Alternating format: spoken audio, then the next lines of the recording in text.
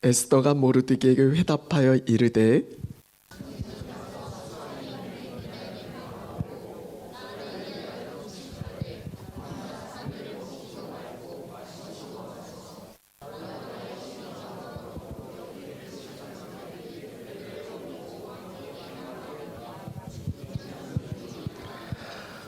모르드게가 가서 에스더가 명령한 대로 다 행하니라. 아멘. 오늘도 변함없는 주님의 은총이 우리 귀한 시간 예배하는 여러분 모두 가운데 풍성하게 넘쳐나실 간절히 축원합니다. 오늘 말씀의 제목은 16절에 기록된 죽으면 죽으리다 라는 제목으로 함께 말씀을 나누겠습니다. 우리가 에스더 하면 떠오르는 대표적 말씀, 우리에게 너무나 잘 알려진 유명한 말씀입니다. 죽음을 무릅쓰고 희생의 자리로 기꺼이 나아가는 에스더의 각오가 담겨져 있는 그런 내용의 말씀입니다. 이 각오와 이 정신이 오늘을 살아가는 우리에게 있다라고 하면 우리가 감당치 못할 일이 또 어디 있겠습니까? 우리가 하나님의 나라를 이루어 갈 때 우리의 삶 속에서 이 에스더의 각오처럼 내 모든 것 걸고 승부를 걸 수 있는 그런 믿음의 승리가 우리 모두 가운데 있었으면 좋겠습니다. 그런 점에서 한번 외치셨으면 좋겠는데, 제가 참 좋아하는 말씀이 히브리서 10장 39절 말씀입니다. 우리는 뒤로 물러가 멸망할 자가 아니라 오직 영혼을 구원함에 이르는 믿음을 가진 자다라고, 믿음을 가진 자답게 우리가 속한 삶의 자리에서 담대하게 거침없이 하나님의 나라 이루어 가셨으면 좋겠습니다. 그런 점에서 옆에 계신 분들에게 한번 오랜만에 외침인데 제가 처음 와서 외쳤던 그런 하나님 말씀이기도 했고요. 우리 담대하게 거침없이 하나님 나라 이룹시다 라고 한번 서로에게 그렇게 한번 인사했으면 좋겠습니다. 담대하게 거침없이.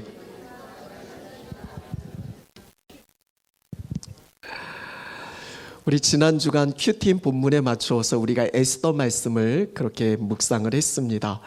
여러분, 에스더 하면 우리가 잘 알고 있죠. 우리 교회도 우리 기관 에스더 기관이 있고요. 우리 고경일사님의 에스더 회장님이신데 날마다 죽으면 죽으리다 외치시고 그렇게 살아내셨으면 좋겠습니다.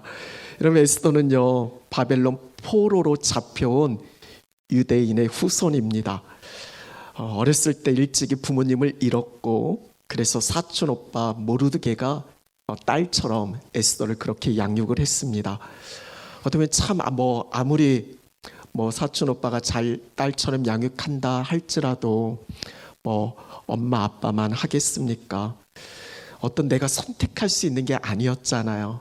어렸을 때부터 에스더는 그런 불우한 환경을 어떻게 보면 그렇게 살아올 수밖에 없었습니다. 하지만 우리가 너무나 잘 알고 있는 것처럼 에스더는 그 환경을 딛고 당시 세계를 호령하는, 전 세계를 통치하는 페르시아 우리 바사 제국의 왕후의 자리에 오르게 되어집니다.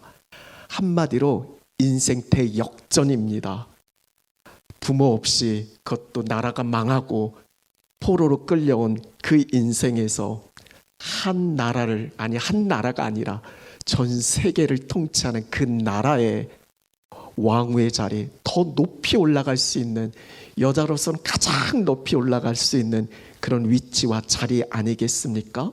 정말 성공해도 제대로 성공한 겁니다.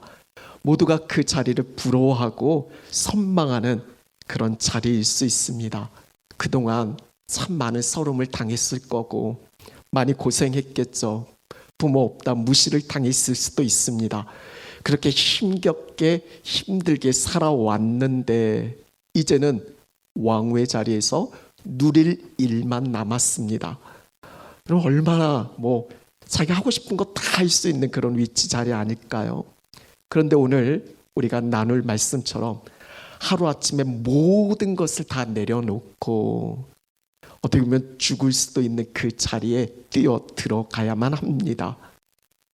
여러분 같으면 가시겠습니까?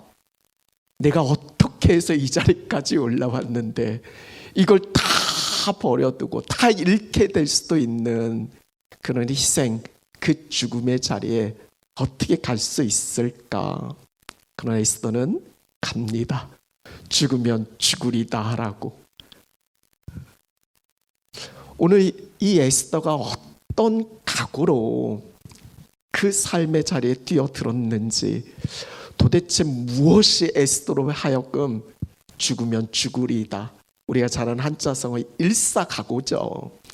어떻게 그 일사각오에 그 정신으로 그 삶의 자리로 나아갈 수 있었을까? 무엇이 그렇게 만들었는가? 오늘 말씀을 통해서 우리의 신앙이 정말 중요한 건데 이 두 가지 핵심 진리를 함께 나누려고 합니다. 첫째는 사명입니다. 이런 13절 14절 말씀인데 우리 한 목소리로 아까 읽을 때 보니까 좀 1부, 2부 이렇게 좀 장단 맞춰서 하시는 것 같은데 우리 한 목소리로 한번 13절 14절 다시 한번 읽겠습니다.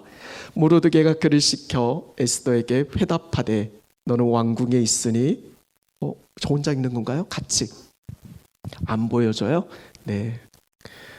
그럼 제가 혼자 읽겠습니다. 모르드게가 그를 시켜 에스더에게 회답하되 너는 왕궁에 있으니 모든 유다인 중에 홀로 목숨을 건지리라 생각하지 말라. 이때 내가 만일 잠잠하여 말이 없으면 유다인은 다른 데로 말미암아 노임과 구원을 얻으려니와 너와 내 아버지 집은 멸망하리라.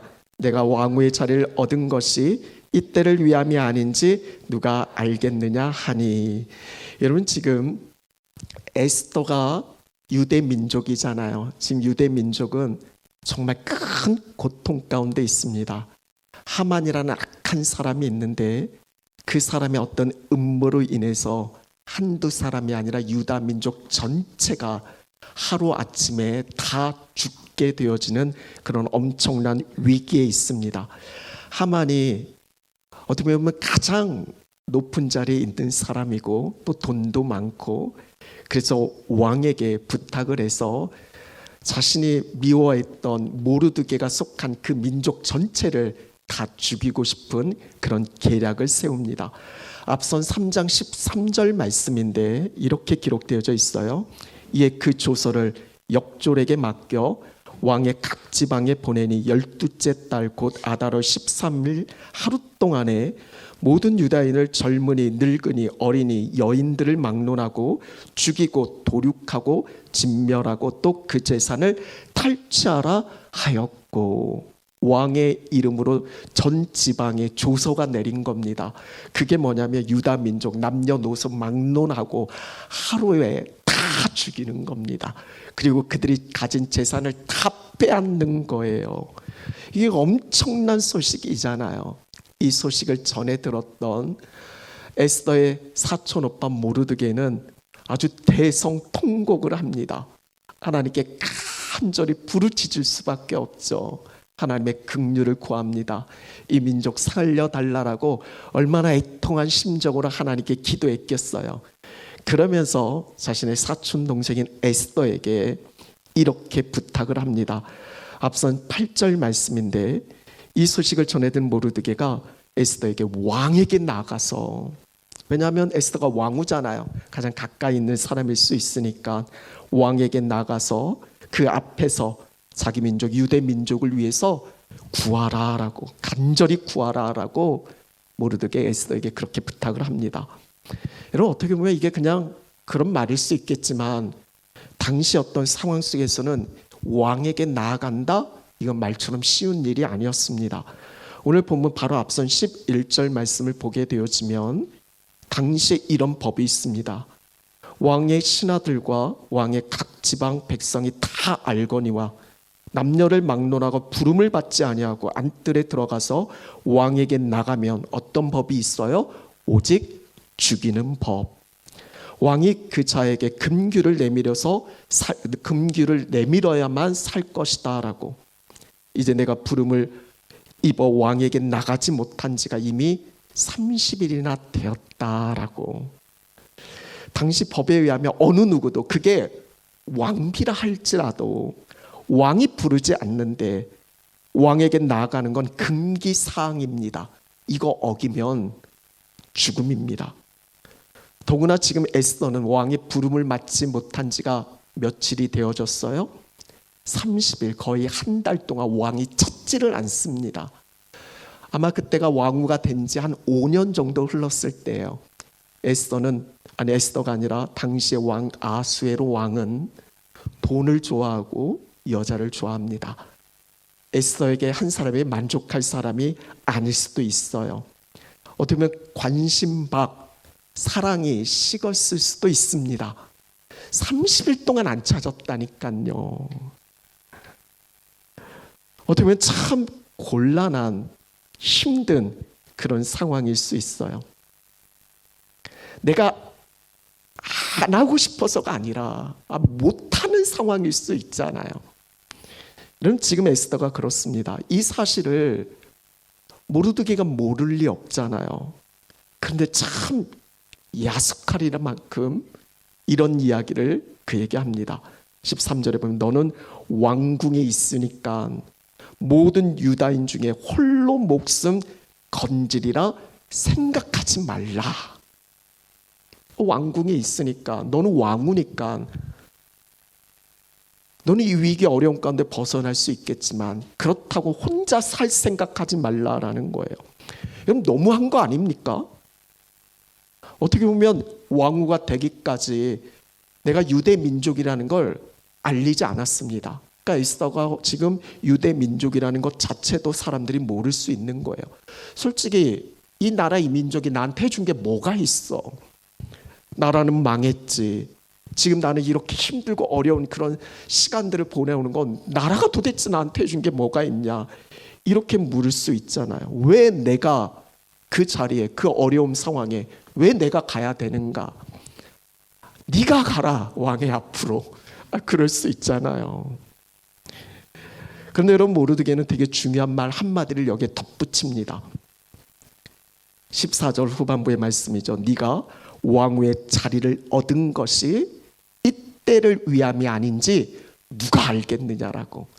이런 하나님의 말씀 성경을 읽다 보면 딱 뭔가 와닿는, 부딪혀지는 그런 말씀이 있는데, 에스더 말씀을 읽다 보면 이 부분이 참 우리에게 많은 도전을 줍니다.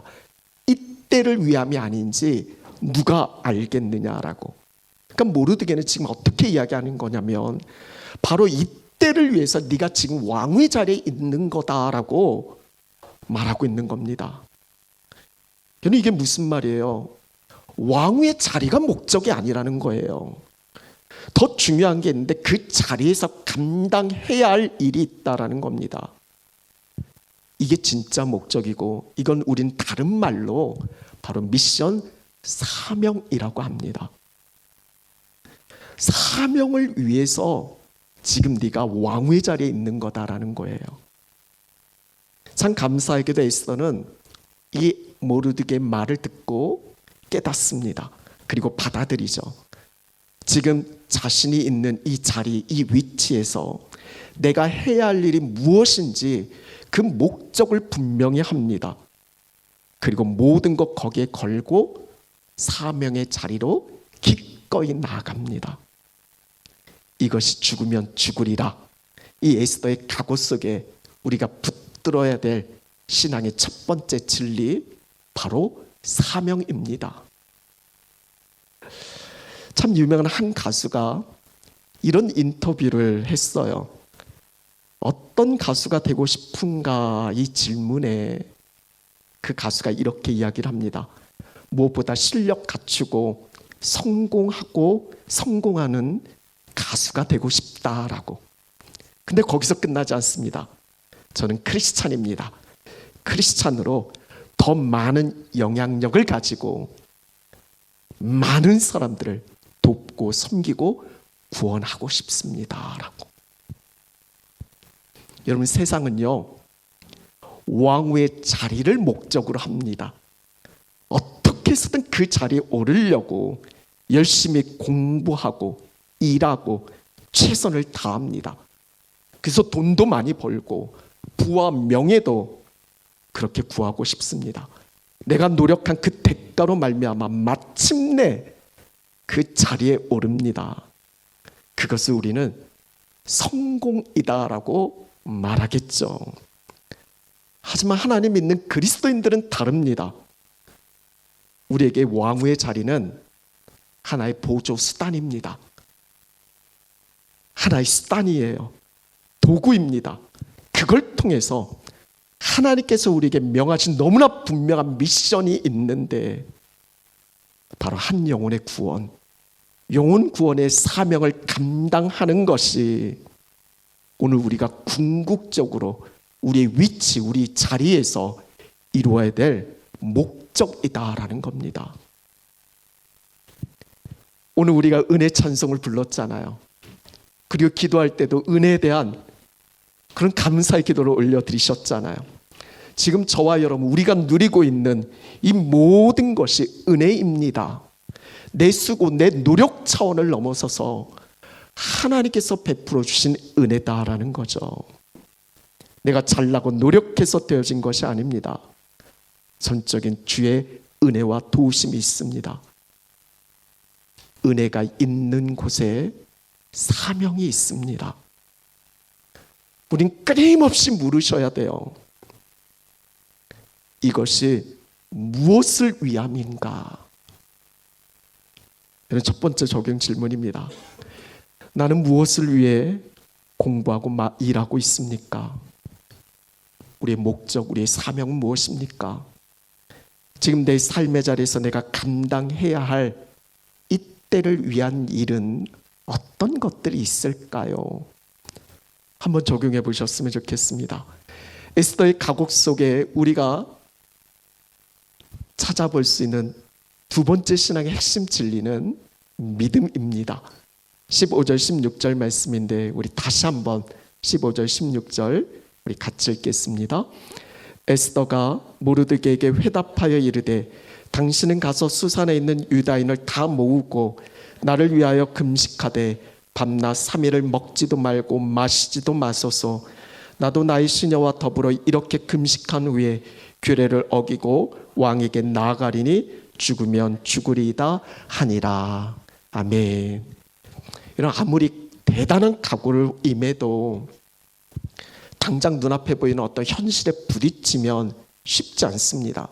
여전히 걱정되고 염려되고 두려움에 휩싸입니다. 참 한 발짝 떼기가 때로는 어려울 때가 있습니다. 이런 각오로 될 일이면 진작 됐겠죠. 15절 말씀에 이러면 에스더는 사명을 깨닫고 모르드게의 회답, 앞서 모르드게가 이때를 위한 게 아니냐, 왕후의 자리가 목적이 아니라 그 자리에서 네가 해야 할 사명이 있는데 그걸 지금 이야기했을 때 그걸 깨닫고 회답 리플라이를 답니다. 그게 16절의 말씀이에요. 유다인 다 모으고 나를 위해서 금식하라고. 그냥 금식이 아닙니다. 밤낮 3일 먹지도 마시지도 말라라고. 그러면서 자신도 함께 있는 시녀와 더불어서 똑같이 금식할 거다라고. 그리고 그 금식 후에 규례 어기고 왕에게 나가겠다라고. 죽으면 죽으리다, 그렇게 외치고 있습니다. 그럼 이게 무슨 말일까요? 이런 금식한다라는 게 뭡니까? 그냥 단지 밥 한 끼 안 먹겠다는 그런 의미가 아니잖아요. 어떻게 보면 기도의 가장 강력한 형태가 금식 기도잖아요. 생명을 걸고 기도하는 거잖아요. 금식한다라는 게 그겁니다. 지금 에스더의 심정, 그 마음속에는 지금 이 어려움과 위기를 벗어나게 해주실 수 있는 분은 오직 하나님 한 분밖에 없다라는 거, 그분한테 올인하는 겁니다. 이 모든 것 위에 주관하고 통치하시는 분이 계시는데 그 하나님만 바라보겠다라는 거예요. 어떻게 될지 모르는 이 절박한 상황에서 포기하고 주저하고 뒤로 뒷걸음치는 게 아니라 전적으로 주께 맡기고 오직 믿음으로 나아가는 겁니다. 여러분, 이것이 죽으면 죽으리라, 이 에스더의 각오 속에 우리가 절대 놓쳐서는 안 되는 두 번째 신앙의 핵심 진리, 사명 깨닫고 오직 믿음 가지고 액션을 취하는 겁니다. 이 이후의 이야기는 어떻게 진행되어집니까? 금식한 후에 에스더는 왕 앞에 섭니다. 안뜰, 왕이 있는 그 안뜰까지 나아가죠. 죽을 수도 있는 자리입니다. 왕의 부름을 받지 않았는데 그 자리에 있는다라는 건 오직 죽이는 법이다라고 말하고 있습니다. 그러나 에스더는 하나님을 믿습니다. 그 하나님을 믿고 담대하게 왕 앞으로 나아갑니다. 이렇게 믿음은요, 담대한 행동으로 이어집니다. 살아있는 믿음은 언제나 행동의 열매를 맺습니다. 그래서 야고보서 기자는 2장 17절에 행함이 없는 믿음은 죽은 것이다 라고, 그 자체가 죽은 것이다 라고 말하고 있습니다. 여러분, 우리가 가지고 있는 이 믿음이 진정 살아있는 믿음이다라고 하면 그것은 반드시 행함으로 이어져야 합니다. 그럼 믿음으로 이렇게 액션, 그 발을 내딛었던 에스더, 왕 앞에 섰는데 어떤 일이 벌어집니까? 이 다음 장 5장 2절 말씀을 보면 참 재미있는 말씀이 기록되어져 있어요. 5장 2절 우리 한번 읽겠습니다.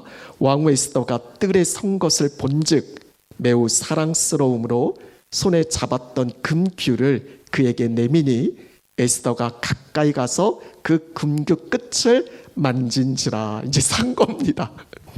근데 이 과정을 보면 왕후 에스더가 뜰에 섰습니다. 이게 겁도 없이, 내가 부르지도 않았는데 아니 어떻게 거기에 있어? 넌 죽었어. 이게 아니라 왕이 본즉 매우 사랑스러웠다라고. 그래서 금규, 금으로 만든 막대기를 그에게 내밀고, 오직 살 수 있는 길은 그거니까 그거 붙들고 에스더가 죽었어요? 아니, 살았습니다. 아니 어떻게 이런 일이 있을 수 있을까? 여러분 어떻게 생각합니까? 30일 동안 안 보다 보면 사랑스러워 보일 수도 있겠죠. 여러분 과연 그겁니까? 이게 어떤 인간적 수와 방법이 아니잖아요. 여러분 에스더 말씀을 읽다 보면 하나님의 이름이 단 한 번도 등장하지 않습니다. 어떻게 보면 성경 전체를 통해서 볼 때 하나님의 이름이 없는, 그러나 우리는 에스더의 말씀을 읽다 보면 보이지 않는 그 하나님의 섭리, 하나님의 그 강권적인 붙드심, 아니 어떻게 이런 우연이 있을 수 있어? 우연이 아닙니다. 하나님이 모든 것을 주관하시고 통치하시는 그 주님의 강한 손을 그 어느 성경책보다 더 강하게 찾아볼 수 있는 것이 바로 에스더의 말씀입니다. 그러니까 지금 이 부분을 다시 말씀드리면 하나님이 이 아하수르의 왕의 마음을 움직인 겁니다. 그래서 사랑스러워 보이도록 한 거예요. 이걸 우리는 이 말씀 속에서 깨달아야 되는 겁니다. 우리의 삶은요, 보이는 것과 보이지 않는 부분으로 구성이 되어집니다. 그러니까 지금 말씀드린 이 에스더의 이야기를 만약 보이는 부분으로 한번 생각을 해보면, 에스더가 금식하고 그리고 규례 어기고 왕께 나갔는데 왕이 자신에게 금규를 내밀어서 내가 살았다입니다. 아니 어쩜 이렇게 우연히 있을 수 있어? 어떻게 금 막대기를 딱 나한테 던져줬어? 그렇게 생각할 수 있는데 보이지 않는 건 뭡니까? 에스더가 그리고 모르드게가 그리고 유다 민족 전체가 이를 위해서 금식할 때 하나님이 그 기도를 들으시는 겁니다. 그리고 하나님께서 30일 동안 찾지 않았던, 어쩌면 내 관심 바뀔 수도 있고 사랑이 식을 수도 있고 그렇잖아요. 여러분 살다 보면 의리로 살잖아요. 사랑이 아니고. 여러분 이 결정적일 때 그 마음속에 사랑스러워 보이도록 하나님이 그 마음을 움직여 주시는 겁니다. 이게 보이지 않잖아요. 근데 우리는 이걸 볼 수 있어야죠. 우리는 믿습니다. 보이지 않는 하나님의 섭리를 말이죠. 여러분, 우리는 믿습니다. 하나님 모든 것을 다스리고 통치하신다라는 걸요. 우리는 믿습니다. 반드시 하나님의 뜻대로 된다라는 거, 반드시 하나님의 구원의 역사를 이루신다라는 건 말이죠. 모든 것의 배후에 우리 하나님이 계십니다. 그렇기 때문에 여러분, 하나님 믿고 간절히 기도했다면 이제 액션을 취하세요. 행동하셔야 됩니다. 길을 아는 것과 그 길을 걷는 건 다릅니다. 하나님이 반드시 우리 도우십니다.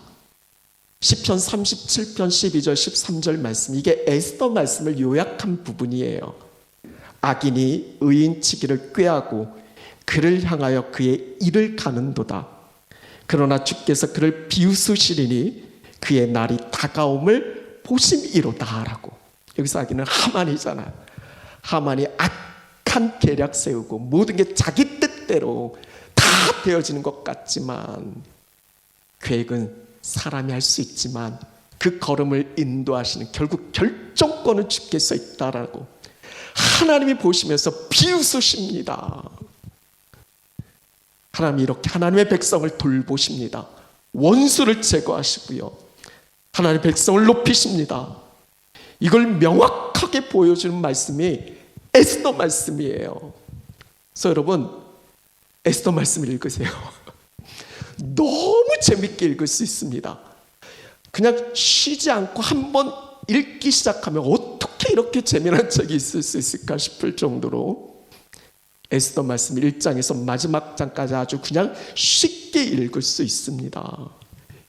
하나님의 그 강한 붙드심이 어떻게 그 산 가운데, 그 나라 가운데 역사하시는지를 오늘 살필 수 있습니다. 하나님은 여전히 우리와 함께하고 계시고 주의 자녀 백성된 우리를 돌보시고 인도하시고 그렇게 보호하시는 줄로 믿습니다. 그럴 때 사랑하는 여러분, 어떤 일에 내가 충분히 기도했다라고 하면 기다리세요. 먼저는 충분히 기도해야죠. 근데 단순히 오랜 시간 많은 분량의 기도가 아니라 충분한 기도는 하나님의 뜻이 내 안에 확실해질 때까지, 내 안에 분명한 확신과 신뢰가, 믿음이 생길 때까지 간절히 기도하셔야 합니다. 그리고 그 다음 액션, 그 확신 가운데 믿음의 발걸음을 내디디셔야 합니다. 하박국 선지자가 이렇게 외쳤잖아요. 의인은 무엇으로 말미암아 산다라고요? 의인은 믿음으로 말미암아 산다라고.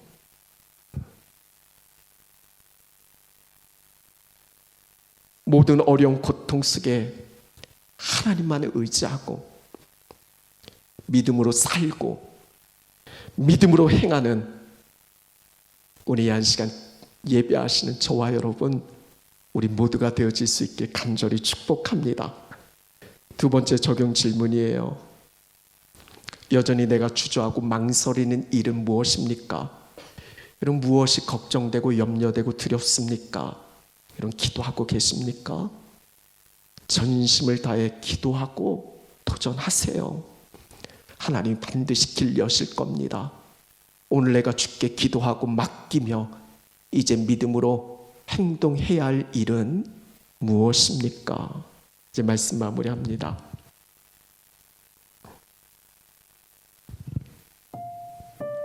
제가 참 좋아하는 한 선배가 있습니다. 그 선배는 중국 유학을 다녀왔고 중국어를 구사하는데 중국 사람들의 이야기입니다. 자기들보다 더 완벽하게 중국어를 한대요. 아주 대단한 실력의 소유자입니다. 그가 하는 일과 여러 가지 부분 속에 참 멋있는, 그냥 세상적으로 볼 때 참 부러운 그런 삶을 살고 있습니다. 근데 어느 날 그 모든 걸 뒤로 하고 정말 한 치 앞도 어떻게 될지 모르는 중동 지역으로 떠납니다. 이유인즉슨 그 중동 지역에 중국인 커뮤니티가 있는데 거기를 섬기려고 간대요. 그때 당시 아이들이 참 어렸습니다. 그 어린 아이들을 데리고 왜 그런 험지를 가는지, 아니 당신이 중국 사람도 아니고 왜 그곳으로 가냐라고. 그의 말은 단 한마디였습니다. 사명. 주께서 내게 주신 사명이라고. 저는 다니엘서 말씀을 너무 좋아합니다. 다니엘서 12장 3절의 말씀이 제 평생의 외침이기도 하고, 특별히 우리 다음 세대들을 놓고 기도할 때 한 번도 빠짐없이 기도하는 게 이 기도입니다. 우리 아이들이 주의 기쁨 영광되고 하늘의 별과 같이 영원토록 빛나게 해달라고. 지혜 있는 자는 궁창의 빛과 같이 빛날 것이고, 많은 사람을 옳은 대로 돌아오게 한 자는 별과 같이 영원토록 빛나리라 라고. 다니엘이 그런 삶을 살았잖아요. 어두운 이 바벨론 세상 한복판에서 수많은 영혼을 살려내는 별과 같이 빛나는 하나님 나라의 스타로 그가 있잖아요. 여러분, 에스더의 이름의 뜻이 뭔지 아십니까? 바로 별입니다. 사명 깨닫고 오직 믿음으로 죽으면 죽으리라. 내 생명 모든 것 다 죽게 걸고 나가는 겁니다. 승부를 거기서 보는 거예요. 그때 하나님이 그를 도구 삼아서 하나님의 나라 구원의 역사로 갑니다. 그때 내가 왕의 자를 지키려고 내가 살고자 했다면 에스더의 인생은 오늘 우리가 아예 기억조차 못할 겁니다. 그러나 자신의 모든 것을 다 내어 던지고 그렇게 믿음으로 나갔을 때 그의 인생은 영원토록 빛나는 하늘의 별 스타가 됐습니다. 여러분, 어떤 선택을 하시겠어요? 저는 말씀을 준비하며 정말 간절히 기도했습니다. 뉴질랜드 이 땅을 살아가는 우리 한 사람 한 사람이 이곳에 보내신 분명 하나님의 뜻이 있을 텐데, 이 땅 가운데, 아니 열방을 향해서 별과 같이 빛나는 하나님 나라의 귀한 도구로 쓰여지도록 에스더처럼 하나님께 쓰임받는 존재 되어지도록, 특별히 우리 다음 세대들을 위해 기도할 땐 더 절절합니다. 저들이 단지 돈 벌려고 살지 말게 해주세요. 단지 이 땅에서 잘 먹고 잘 살려고 사는 그런 인생 되지 말게 해주세요. 왜 내가 그 위치와 자리에 있는지, 거기서 나를 통해서 하나님이 원하시고 바라시는 게 무엇인지 그걸 분명히 깨닫고 살아갈 수 있는, 거기에 내 모든 것을 다 던지고 나아갈 수 있는 하나님 나라의 스타 되어질 수 있도록 이걸 위해서 절절하게 기도합니다. 오늘 이 자리에 계신 여러분, 주님은 십자가의 죽음 가는 걸 어떻게 보면 참 고통의 길이지만 회피하지 않으셨습니다. 왜? 그 구원의 끝에, 그 길의 끝 하나님의 구원이 있음을 아니까 그 고난과 죽음을 열정으로 받으셨습니다. 결국 주님은 십자가에 죽으셨지만 우리의 영원한 생명의 주님이 되셨습니다.